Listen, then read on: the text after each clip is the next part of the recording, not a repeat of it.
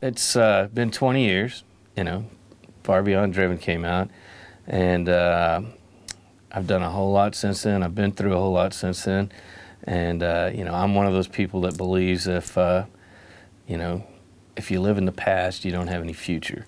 And that's why I continue to do what I do. I love being a part of Hellyeah, and I love the fact that I'm moving forward musically. And a lot of people don't let go of the past. That's all they want to cling on to, you know. And to me, that was 20 years ago, and it really hasn't crossed my mind much until recently because it is the anniversary.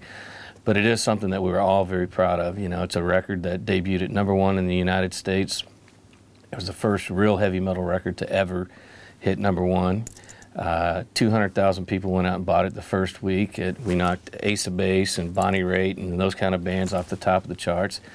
And we didn't have any MTV, we didn't have any radio, we didn't have any major media.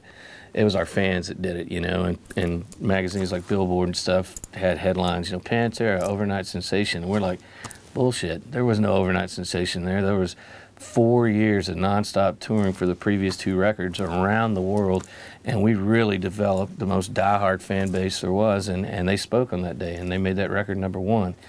And you know, Far Beyond Driven, we came up with the title before we started it. We felt like we built a mountain that was about that tall with Vulgar Display of Power. I mean, it was about as close to a perfect record as we could make. And so we knew that we had to build a mountain about that tall next time around.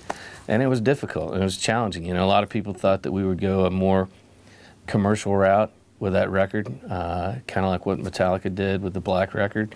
And we wanted to do the exact opposite, just be more extreme, take it to another level, man. And that's where the title Far Beyond Driven came from. And we really pushed each other to another level. And of course, our producer, Terry Date, was a big part of that.